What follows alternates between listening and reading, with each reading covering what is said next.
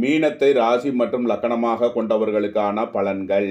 மீன ராசி அன்பர்களே, மீன ராசிக்கு இன்றைய நாமயோகம் மற்றும் கரணம் அடிப்படையில் அதிர்ஷ்டம் தரும் சுபகோரைகள் சுக்கிரன். அதிர்ஷ்ட எண்கள் 6, 60, 42, 78. அதிர்ஷ்ட நிறம் வெண்மை.